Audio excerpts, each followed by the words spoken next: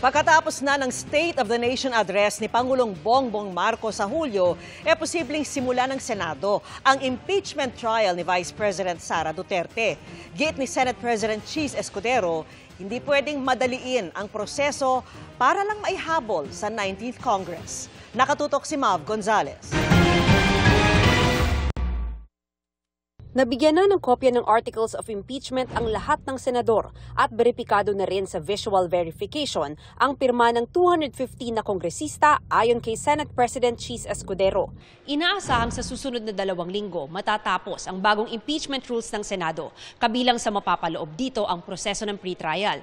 Pero ang malinaw, walang magaganap na impeachment trial hanggang sa susunod na sona ng Pangulo sa July 21.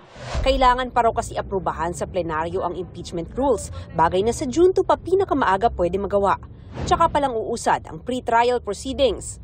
Ang dami pang gagawin bago yung actual impeachment court ay kinakailangan umupo at dinggin ng anumang bagay. At sa loob ng 6 na araw, maski na 30 araw, baka hindi pa matapos yun. Yan yung sinasabi ni Senator Coco, ang ating minority leader na in-interview niya na 10 days, 10 days, 10 days, 10 days. Ubus na yung June 30 Tingin ni Escudero, walang problema kahit tumawid sa 20th Congress ang impeachment ng bise. Pero anumang desisyon na ng 19th Congress, pwede raw baguhin pagpasok ng mga bagong mambabata sa 20th Congress. We will cross the bridge when we get there because at any point in time, dahil tumawid nga, the new Congress can always vote to withdraw the impeachment complaint. Ito ang unang beses na mangyayari ito. May karapatan sino man mag-question ito. Pero tulad ng sinabi ko, hanggat walang TRO ang Korte Suprema, gagawin namin kung ano ang tingin naming tama kaugnay sa paglilitis na ito.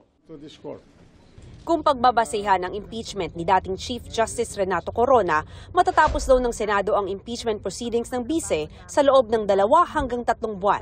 Dagdag ni Escudero, hindi pwedeng puwersahin ang Senado na hatulan ang bise by June 30 dahil lang magtatapos na ang termino ng kasalukuyang Kongreso. Ano to, exam ng grade 3? Hindi pa tapos magpresenta ng testigo yung prosecution at depensa dahil June 30 na. Pagbotohan na natin to.